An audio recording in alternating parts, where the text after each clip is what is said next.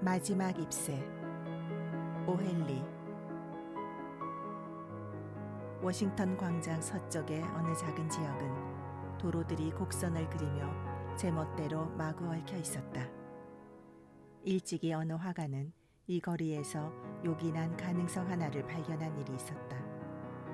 그림 물감, 종이, 그리고 캔버스 대금을 받으러 온 수금원이 이 길로 들어섰다가는 대금을 한 푼도 받지 못한 채 길을 헤매다가 왔던 길로 다시 돌아가게 될 것이라는 것이다. 그런 이유 때문인지 가난한 화가들은 북향 창문과 18세기 풍의 박공지붕, 네덜란드식의 다락방과 값싼 쇳집을 찾기 위해 이 해묵고 낡아빠진 그리니치 빌리지로 모여들었다. 그리고는 6번가에서 백나무로 만든 컵 몇 개와 냄비 한두 개를 사들고 모여들기 시작했고 화가들의 마을이 만들어졌다. 나지막한 3층 벽돌 건물 꼭대기층에 수와 존 씨의 화실이 있었다. 수는 메인주 출신이고 존 씨는 캘리포니아주 출신이었다. 두 사람은 8번가에 있는 델 모니코 식당의 테이블에서 처음 만났었는데 미술이며 치커리 샐러드며 소매가 긴 옷장식 등에서 서로의 취향이 너무도 비슷하다는 것을 발견하고는 의기투합하여 공동 화실을 쓰게 되었다. 그것은 지난 5월에 있었던 일이었다. 11월이 되자 의사들이 폐렴이라 부르는 냉혹하고 눈에 보이지 않는 정체불명의 손님이 이 화가들의 거리에 찾아와서는 그 얼음같이 싸늘한 손가락으로 여기저기 사람들을 건드리며 돌아다녔다. 이 달갑지 않은 손님은 동쪽 저편 동네에서는 대담 무쌍하게 활보하면서 벌써 수십 명의 희생자를 냈지만 미로와도 같은 이 좁고 이끼 낀 곳에서는 그 발걸음을 조금 늦추었다. 이 미스터 폐렴은 소위 말하는 기사도를 갖춘 노신사는 아니었다. 캘리포니아주의 미풍에서 자란 이 작고 연약한 소녀는 피투성이가 된 주먹을 마구 휘둘러대는 이 늙은 사기꾼의 적수가 될 수 없었다. 존 씨는 그가 휘두른 주먹에 얻어맞고는 페인트 칠을 한 철제 침대에 거의 꼼짝 못하고 누워서 네덜란드풍의 조그만 창 너머로 건너편 벽돌집에 텅 빈 벽을 바라보고 있었다. 어느 날 아침 바쁜 의사가 텁수룩한 회색 눈썹을 찌푸리며 수를 복도로 불러냈다. 저 아가씨의 병이 나을 가능성은 글쎄요, 열에 하나 정도라고 할까? 의사는 손에 쥔 체온계를 흔들어 수은을 털어내리며 말했다. 그리고 그 가능성이란 것도 저 아가씨가 살고자 하는 의지에 달려 있어요. 지금처럼 장의사나 기다린다면 약이고 뭐고 아무 쓸모가 없어요. 당신 친구는 자기 병이 낫지 않을 것으로 생각하고 있어요. 혹 저 아가씨에게 무슨 걱정거리라도 있는 게 아니오? 아니요. 저엔 언젠가 나폴리만을 그려보고 싶다고 말한 적이 있었어요. 하고 수가 말했다. 그림? 아니. 그보다도 저 아가씨가 뭔가 마음을 기울일 만한 일이 뭐 없나요? 이를테면 남자라든지. 남자요? 하고 수는 퉁명스런 목소리로 말했다. 남자가 그럴 만한 가치가. 아니요, 선생님.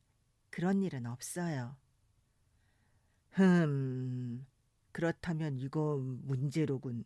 하고 의사는 말했다. 어쨌든 의학적으로는 내 최선을 다해 보겠소. 하지만 저 환자가 자기 장례식에 올 마차의 수를 세기 시작한다면 아무리 약을 써도 그 효과는 반으로 줄어들 거요. 만일 저 아가씨가 친구인 당신에게 이번 겨울에 유행하게 될 외투 소매의 스타일에 대해 한마디라도 물어볼 정도가 되면 그녀가 살아날 가능성은 열에 하나가 아니라 5에 하나라고 약속할 수 있어요. 의사가 돌아간 뒤 수는 작업실로 들어가 일본제 냅킨이 흠뻑 젖을 정도로 울었다. 그러고 나서 눈물을 닦고 화판을 들고는 휘파람으로 노래를 흥얼거리면서 존 씨의 방으로 들어갔다. 존 씨는 침대보에 주름 하나 만들지 않은 채 얼굴을 창문 쪽으로 돌리고 누워 있었다. 수는 존 씨가 잠들어 있는 줄 알고 휘파람을 멈췄다. 수는 화판을 놓고는 잡지의 소설에 들어갈 사파를 그리기 시작했다. 젊은 작가들이 문학의 길을 개척하기 위해 잡지 소설을 쓰듯이 젊은 화가도 잡지 사파를 그림으로써 미술가의 길을 개척해 나가야 하는 것이다. 수가 소설의 주인공인 아이다호 카우보이에게 승마용 바지와 외알 안경을 그려놓고 있는데 나지막한 소리가 몇 번씩이나 되풀이해서 들려왔다. 그녀는 얼른 존 씨의 침대 곁으로 다가갔다. 존 씨는 눈을 크게 뜬 채로 누워 있었다. 그녀는 창밖을 내다보며 숫자를, 그것도 거꾸로 세고 있었다. 12 이라고 말하고는 잠시 후에 11 그리고 19 그리고는 8과 7을 거의 동시에 세었다. 수는 걱정스러운 눈으로 창밖을 내다보았다. 도대체 무엇을 세고 있었을까? 보이는 것이라곤 쓸쓸하고 황량한 마당과 20피트쯤 떨어진 곳에 있는 벽돌집의 텅 빈 벽뿐이었다. 그리고 밑동이 썩고 말라 비틀어진 오래된 담쟁이 덩굴이 그 벽을 중간쯤까지 타고 올라가 있었다. 싸늘한 가을바람에 담쟁이 잎새들은 거의 다 떨어지고 앙상하게 남은 가지만이 허물어져 가는 벽돌에 매달려 있었다. 뭘 세고 있는 거니 얘? 수가 물었다. 6 하고 존 씨가 거의 속삭이듯 말했다. 이젠 점점 더 빨리 떨어지고 있어. 3일 전엔 100개나 있었어. 그걸 세려면 머리가 아플 정도였지. 하지만 이젠 편해졌어. 아, 저것 봐. 또 하나 떨어지고 있네. 이제 남아있는 건 5개뿐이야. 뭐가 5개뿐이라는 거야? 잎새 말이야. 담쟁이 덩굴에 붙어있는 저 잎새들 말이야. 마지막 잎새가 떨어지고 나면 나 역시 죽고 말 거야. 난 사흘 전부터 알고 있었어. 의사 선생이 너한테 얘기해 주지 않았어? 어머, 그런 바보 같은 소린 들어본 적 없어. 하고 수는 어이없다는 말투로 투덜거렸다. 내 병이 낫는 것하고 저 늙은 담쟁이 덩굴 잎새하고 무슨 상관이 있다는 거야? 그리고 너는 늘 저 담쟁이 덩굴을 좋아했잖아. 이 못난 아가씨야. 그런 바보 같은 소리 하지 마. 자, 그러니 이 스프를 좀 먹도록 해. 그래야 내가 그리던 그림을 계속 그릴 수 있지 않겠어? 그걸 잡지 편집자한테 팔아서 우리 아픈 아가에겐 포도주를 사주고 식성 좋은 나는 돼지고기 요리를 사 먹을 수 있을 테니까. 이제 포도주 따윈 더 사지 않아도 돼. 창밖을 응시한 채 존 씨가 말했다. 또 하나 떨어졌어. 스프 따윈 먹고 싶지 않아. 이제 남은 잎새는 4개뿐이야. 어두워지기 전에 마지막 잎새가 떨어지는 걸 보고 싶어. 그러면 나도 가버리는 거야. 이봐, 존 씨. 하고 수가 그녀에게 몸을 굽히며 말했다. 내가 일을 다 끝낼 때까지 눈을 감고 창밖을 내다보지 않겠다고 약속해 주지 않을래?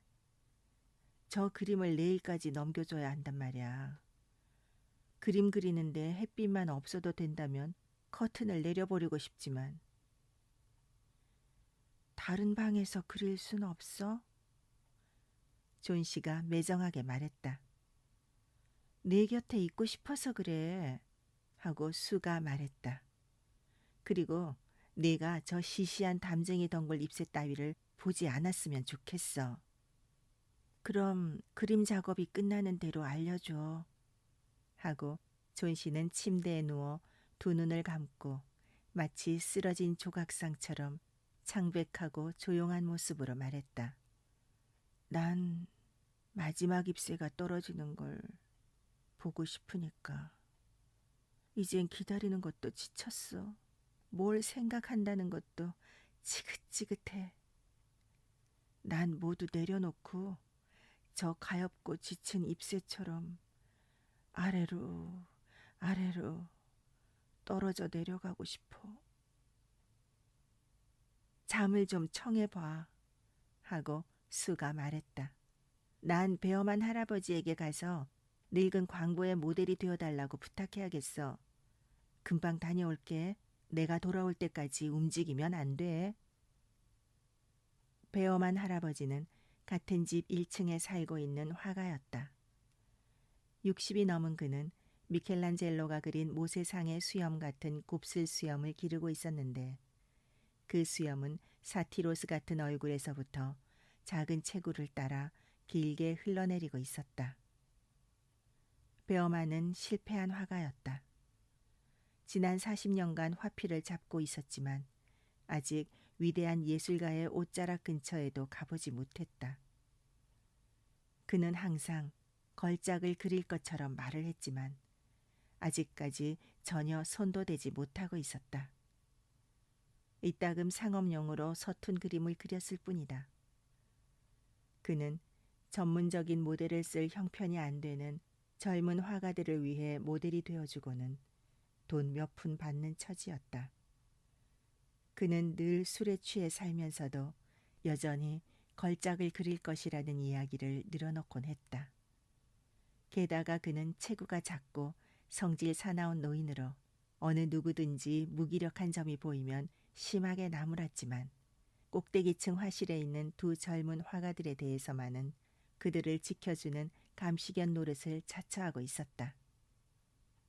수가 아래층에 내려가 보니 베어만은 어두컴컴한 작업실에서 술 냄새를 심하게 풍기며 앉아 있었다. 방 한 구석에는 지난 25년 동안 걸작의 첫 붓질을 기다리고 있는 아무것도 그려지지 않은 하얀 캔버스가 이젤 위에 놓여 있었다. 수는 그에게 존 씨의 어리석은 생각을 이야기하며 삶의 의지가 점점 더 약해지면서 존 씨는 정말이지 가볍고 부서지기 쉬운 나뭇잎처럼 날아가 버릴지도 모른다고 걱정했다. 베어만은 취기로 빨개진 눈에 눈물을 글썽거렸다. 무슨 소리? 그는 소리쳤다. 아니, 담쟁이 덩굴 잎새가 떨어진다고 해서 자기도 죽을 것이라는 그런 바보 같은 소리를 하는 놈이 세상에 어디 있단 말이야. 난 그런 소리 들어본 적도 없어. 왜 아가씨는 존 씨가 그런 되먹지 못한 생각을 하도록 내버려 두는 거지? 아가씨 같은 바보 천치의 모델은 되기 싫다고. 가엾은 존 씨. 그 애는 몸이 많이 안 좋고 쇠약해져 있어요. 하고 수가 말했다. 게다가 열도 높고 마음까지 우울해져서 별의별 이상한 생각이 다 드나 봐요. 베어만 할아버지 제 모델이 되어주고 싶지 않으시다면 안 하셔도 좋아요. 하지만 전 당신을 지독한 변덕쟁이 영감이라고 생각하겠어요. 여자란 어쩔 수 없군. 하고 베어만이 소리쳤다. 모델 서줄 테니 자 가자고. 30분 전부터 준비가 되었다고 말하려던 참이었어. 여기는 존 씨같이 착한 아가씨가 알아누워 있을 만한 곳이 아니지. 조만간 내가 걸작을 그릴 테니 그때 모두들 여길 떠나자고. 아무렴 그렇고 말고. 두 사람이 위층으로 올라갔을 때 존 씨는 잠들어 있었다. 두 사람은 근심 어린 눈으로 창밖의 담쟁이 덩굴을 바라보았다. 그러고 나서 그들은 잠시 아무 말 없이 서로의 얼굴을 쳐다보았다. 수는 배엄만에게 다른 방으로 가자고 손짓을 했다. 차가운 진눈깨비가 부슬부슬 내리고 있었다. 낡은 청색 셔츠를 입은 배엄만은 냄비를 엎어놓고 그 위에 걸터 앉아 속세를 떠난 광부의 포즈를 취했다. 이튿날 아침 1시간쯤 눈을 붙인 수가 잠에서 깨어나 보니 존 씨는 눈을 크게 뜨고 창에 쳐진 녹색 커튼을 응시하고 있었다. 커튼을 열어줘. 창밖을 보고 싶단 말이야. 하고 존 씨는 속삭이듯 말했다. 수는 마지못해 그렇게 해주었다. 그런데 이게 어찌 된 일인가. 밤새도록 비가 내리고 사나운 바람이 휘몰아쳤음에도 벽에는 담쟁이 잎새 하나가 여전히 매달려 있는 것이었다. 그것은 담쟁이 덩굴에 붙어있는 마지막 잎새였다. 들쭉날쭉한 잎 가장자리는 시들어서 누렇게 썩어버렸지만 잎자루 부분은 아직도 짙은 초록색으로 땅에서 20피트쯤 떨어진 위쪽 가지에 용감하게 매달려 있었다. 마지막 잎새야 하고 존 씨가 말했다. 간밤에 틀림없이 떨어져 버릴 줄만 알았는데 바람 소리가 세차게 들렸거든. 오늘은 떨어질 거야. 그러면 나도 따라 죽게 되겠지. 예. 수는 피로한 얼굴을 베개에 기대면서 말했다. 내 생각도 좀 해줘. 너가 그러면 나는 어떡하라고. 그러나 존 씨는 대답하지 않았다. 세상에서 더없이 쓸쓸한 것은 어쩌면 죽음이라는 여행을 준비하고 있는 영혼일 것이다. 그녀를 우정과 지상의 것에 묶어두었던 매듭이 하나하나 풀려나가면서 망상은 존 씨의 마음을 더욱 강하게 사로잡는 모양이었다. 날이 저물어 땅거미가 질 때까지도 오직 하나의 담쟁이 잎새는 벽에 달라붙어 있었다. 그리고 밤이 되면서 또다시 북풍이 불기 시작하고 빗줄기는 여전히 창문을 두드리며 나지막한 네덜란드풍 처마에서 뚝뚝 떨어져 내렸다. 날이 밝자 존 씨는 막무가내로 커튼을 올려달라고 말했다. 그런데 담쟁이 덩굴 잎새는 아직도 거기에 매달려 있었다. 존 씨는 누운 채로 오랫동안 그것을 바라보고 있었다. 그러고 나서 그녀는 가스 스토브에 얹어둔 닭고기 스프를 휘젓고 있는 수를 불렀다. 수, 내가 못된 계집애였어. 하고 존 씨가 말했다. 내가 얼마나 나쁜 사람인지 보여주려고 마지막 잎새가 저기 남아있는 것 같아. 죽고 싶어 한다는 건 죄악이야. 수, 스프를 좀 갖다 줘. 그리고 우유에 포도주를 조금 넣어서 갖다 줄래? 그리고 아니 우선 손거울부터 좀 갖다 줘. 내 등에 베개를 좀 받쳐줄래? 그럼 난 앉아서 네가 요리하는 모습을 지켜볼게. 그로부터 1시간 지난 뒤 존 씨가 말했다. 수, 난 언젠가 나폴리만을 그릴 거야. 오후에 의사가 왔다. 수는 의사가 돌아갈 때 배웅하는 척하며 의사를 따라 나왔다. 이제 그 아가씨가 살아날 가능성은 반반이요. 하고 의사는 수의 떨리는 여인 손을 잡으며 말했다.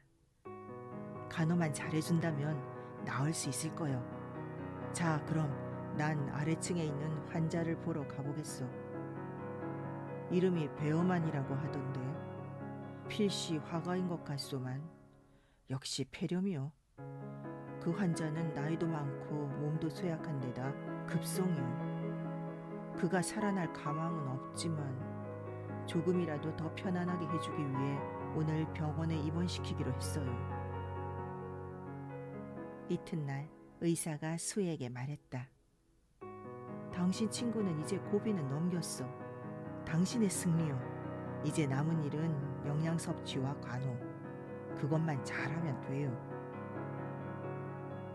그날 오후 수가 침대로 가보니 존 씨는 누운 채로 짙은 초록색 털목도리를 뜨고 있었는데 별로 쓸모가 없는 듯 보였지만 존 씨의 표정은 만족스러워 보였다.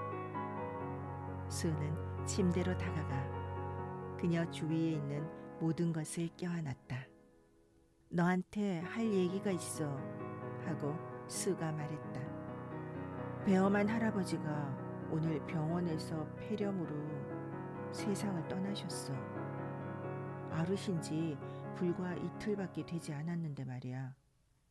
관리인 아저씨가 엊그제 아침에 아래층에 있는 그분 방에 가보았더니 병세가 위중해서 이미 손을 쓸 수 없게 됐더라는 거야. 신발과 옷은 흠뻑 젖어서 얼음같이 차가웠대. 그렇게 날씨가 사나운 밤에 도대체 어디를 갔었는지 아무도 짐작할 수 없었다는 거야. 그런데 불이 켜져 있는 램프와 늘 놓아둔 자리에서 꺼내온 사다리와 여기저기 흩어져 있는 그림붓들과 그리고 초록색과 노란색 물감이 섞인 팔레트가 발견되었다지 뭐야. 존 씨, 창밖을 좀 봐. 저 벽에 붙어있는 마지막 담쟁이 잎새 말이야. 바람이 부는데도 조금도 움직이지 않는 게 이상하게 생각되지 않아? 아, 존 씨, 저게 바로 배엄한 할아버지가 그린 걸작품이야. 그 마지막 잎새가 떨어지던 날 밤에 그분이 저기에다 그려놓은 거야.